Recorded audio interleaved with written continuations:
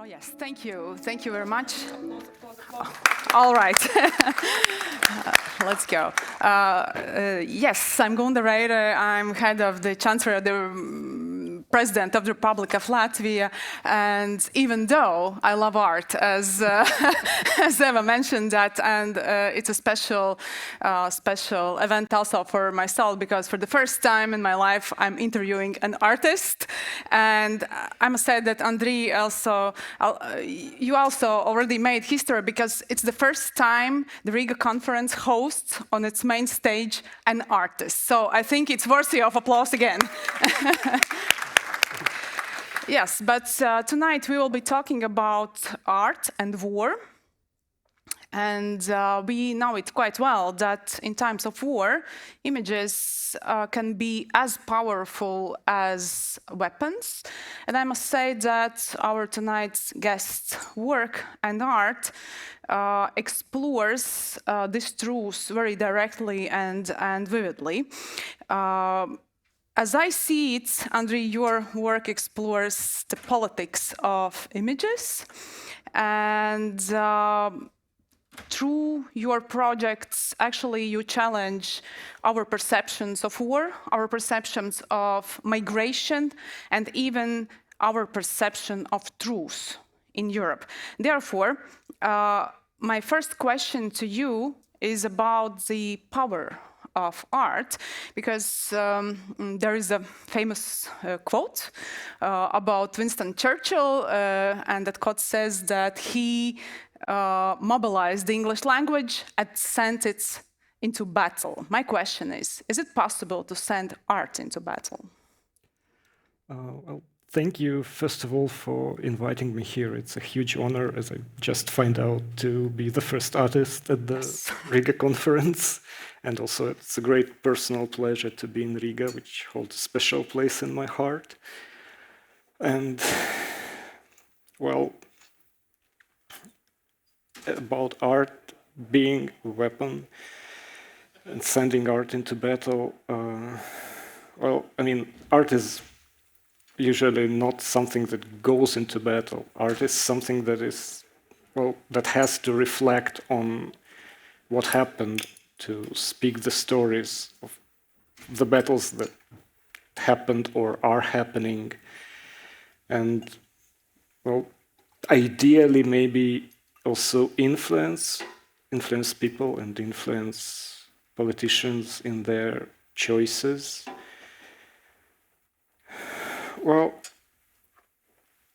in theory, it sounds good, but from the experiences of the last 3.5 years, being an artist from Ukraine, making art about Ukraine and about the war in Ukraine and about everything that was happening since 2014, well, I guess I've grown quite skeptical about this, especially if we are speaking about talking through art to the Western audiences, because the Baltic countries are a different case. I don't think that Ukrainian artists need or even can teach you here something new about Russian imperialism, about the erasure of national cultures by Russia, about the weaponization of Russian culture, but further from the border of the former Warsaw Pact, it's quite challenging, and I'm not really sure how much it's working. Just last year, when we were opening the Ukrainian pavilion at Venice Biennial, me and the rest of the participants, we had to talk to press a lot, and one of the most popular questions, especially coming from German journalists for some reason, was what can Ukrainian art teach us, our societies? And I'm not sure they liked our responses back then, and now... What did you answer? I'm getting there. Now, more than 3.5 years after the full-scale invasion, I think the question is, what did you learn? We've been speaking all of this time, trying to convey our experiences, our history, our culture. In many universities, it's a time you can get a bachelor's degree. What did you learn? I'm very skeptical about the answer. Andrii, I have a somewhat provocative question in this regard about the European art institutions' readiness and maybe even willingness to, so to say, to confront this political reality and, so to say, the existential urgency of war that Ukraine is facing. And the question is, have you ever faced the situation where actually this reluctance, so to say, attitude is exhibited that let's not politicize the art? Well, first of all, I should mention that in the beginning of the invasion, the immediate response of many European art institutions was very crucial and very helpful with organizing pop-up exhibitions about Ukrainian experiences with Ukrainian artists, with providing artists from Ukraine with emergency residencies. But ever since then, I think they never moved on in the long or middle-term perspective, and this format of immediate response has already exhausted itself completely and kind of became a sort of a ghetto way to make a special program, a special exhibition about Ukrainian experiences, which nobody goes to now, I think. And well, the institutions in Western Europe particularly, I think they failed to kind of move on and see Ukrainian art, Ukrainian culture as something more than related to one particular topic, than to see something beyond the war and the documentation of the war. And I guess the willingness not to politicize unnecessarily was one of the reasons that brought us here. Thank you. And this leads to another question. If the situation is as you picture it, are there any images or stories that actually Europe is missing, therefore, of war? Well, it's a very good question. When we started this conversation a few days ago via emails, I was puzzled at this particular question. I was going through this sort of checklist in my mind, trying to find if anything is missing, if anything hasn't been told already in the past 11 years and past 3.5 years. And Ukrainian artists, writers, movie directors, theater directors, I think they've covered almost everything. They've covered personal experiences, collective experiences, perspectives of civilians, of soldiers, of refugees, of women, children, queers, national minorities, right down to non-human agents, like the perspectives of animals, plants, landscape, and even as Oksana Karpovich did in her movie Intercepted, the perspectives of the occupiers, actually. And then it struck me, and I remembered all those conversations we used to have with Leah Dostliev, the anthropologist from Ukraine, and with Mariana Sadovska, the famous composer living in Cologne. And one perspective that is clearly missing still from the European art scene is the perspective of angry Ukrainians. Anger is one of those emotions that Ukrainians are definitely not allowed to have and show. Oh, actually, we are moving into the field of psychology, what is allowed and what's not if you are regarded as a victim. Yes, as one art critic from New York said about the Ukrainian pavilion last year, I would rather prefer to see traumatized but resilient people. Okay, then let's move to the resilience topic. we are, well, we as human beings, we are not fully rational, as we know. Maybe one part is rational in our behavior, decision making, in our lives. We are emotional, we are irrational, and I think that maybe culture and art actually are quite impressive tools to approach people from this irrational and emotional side, let's put it this way. My question is, how do you think, how does culture, how does art boost nations' resilience, fighting spirits, our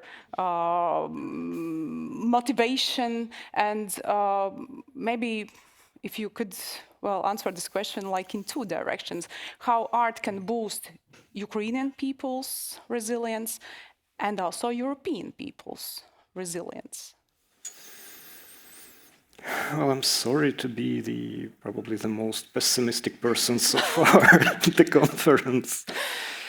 But I mean, resilience is something that has been spoken a lot since at least the beginning of the full-scale invasion. And sometimes I feel that, particularly in Ukrainian context, it has become a bit of a buzzword, and it shifted towards this toxic concept of resilience, where it becomes the framework that it's placed upon the victim, that it's sort of a set of rules how they should look, they should react to look resilient, not to look broken, not to look sad, not to suffer too much, but build up your resilience.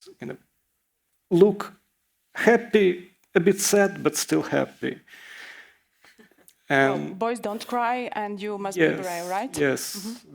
And when I look at the institutions in Ukraine, which have been kind of partly force-fed this resilience-building workshops and everything, they are going through very hard times. They are fighting on the last energy.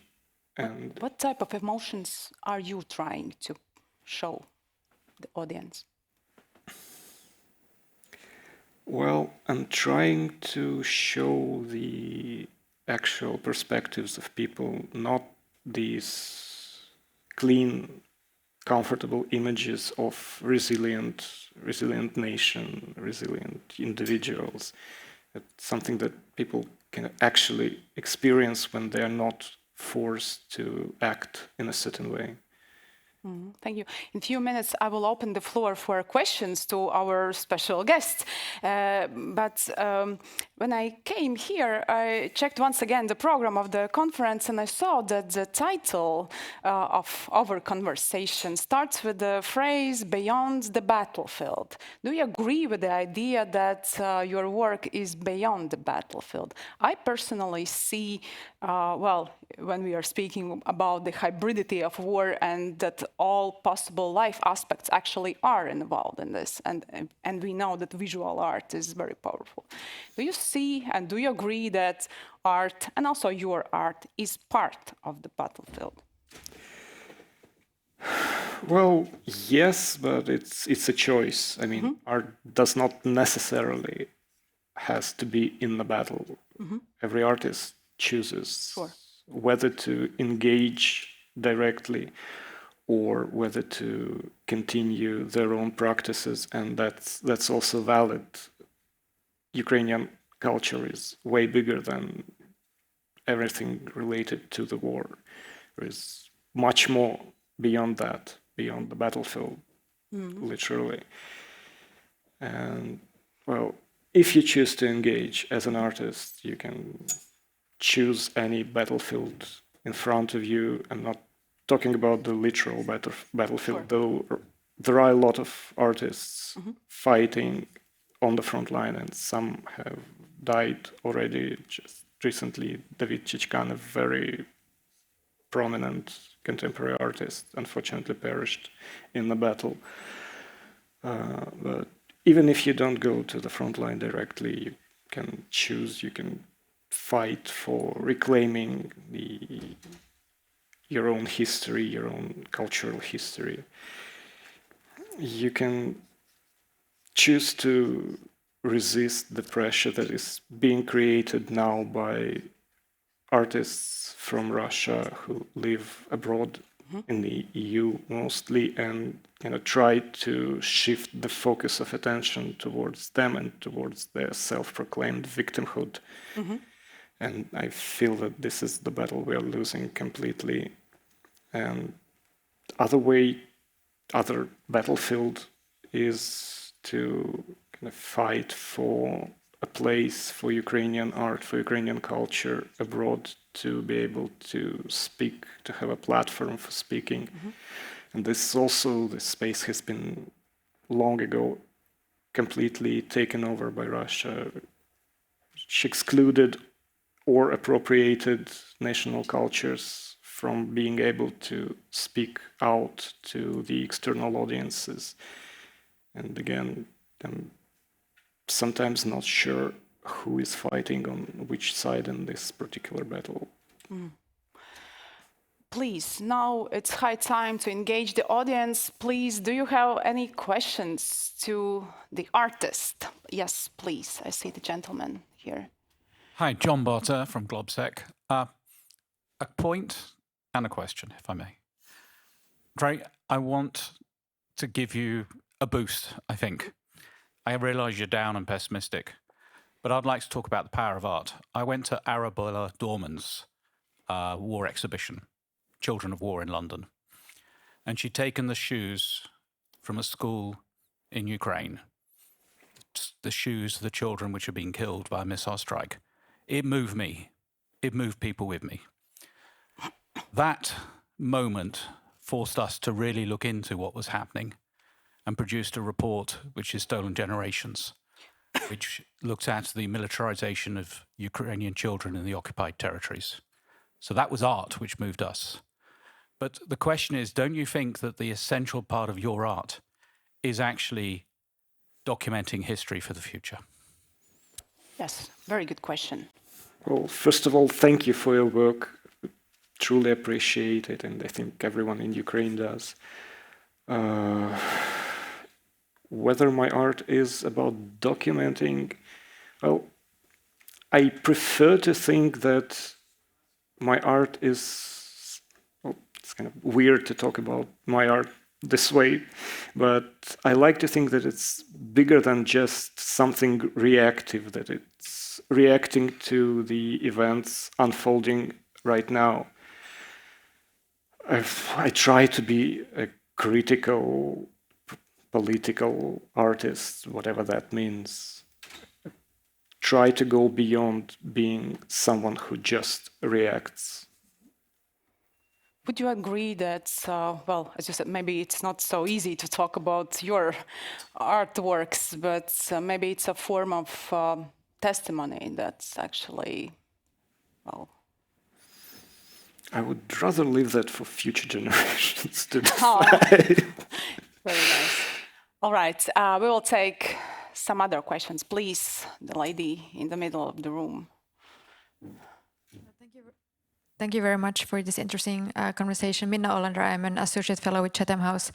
I've been struggling personally a lot recently with the sort of pervasive pessimism and this like really pessimistic narratives in Europe that give us no credit whatsoever, and like it's constant doomerism and so on. And I was just wondering how you as an artist view the future, because actually like visions for the future and some kind of an idea that where we're headed and that there is something in the future for us is obviously very difficult to think about right now, but I think that here art plays a really crucial role. So any views from you on that, on the future? Yes, please. Well, I'm not struggling with pessimism. I've embraced it completely. That's a friendly laugh. As for the future, the thing that keeps me going the most is probably that Ukrainian culture had gone through a lot, and however horrible is this war, it's probably not the worst thing that happens to Ukrainian in the course of history, even if we take only the 20th century. But Ukrainian culture managed to stay alive, managed to survive despite everything. Yes, with scars, but still alive, and that's our future. It will go on anyway. This will leave a scar as well, but it will be present.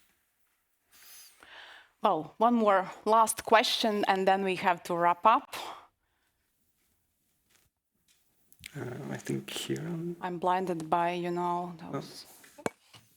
Oh, yes. Hello, my name is Aik Zhibelska, Electronic Communications Office of Latvia. And you mentioned that Ukrainian culture is more than the battlefield, and I completely agree with you, of course.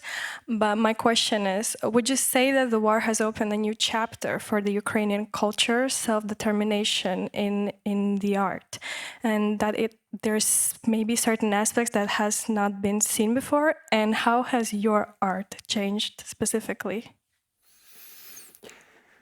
Well, I think the war did more than that. It kind of obviously created this new way of talking about Ukraine, this collection of artworks about the war, but also it triggered many internal discussions about the past, about the history of Ukrainian culture without the imposed Soviet framework, and it's a still ongoing set of discussions, and I'm very much looking forward to see the results, because it's bringing out so many aspects we've never even thought about when I was kind of younger and coming into arts.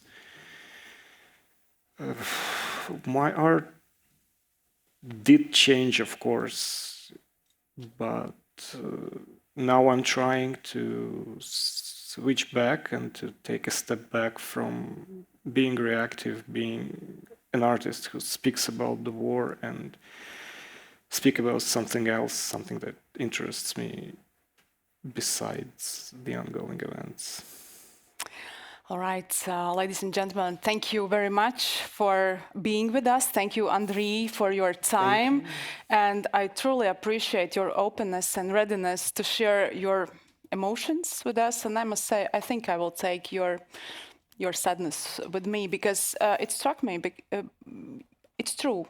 We usually love to think about heroes, about resilience, about bravery, but there is also a part for sadness in this whole story. Thank you very much for this. Slava Ukraini. Heroям слава. Thank you.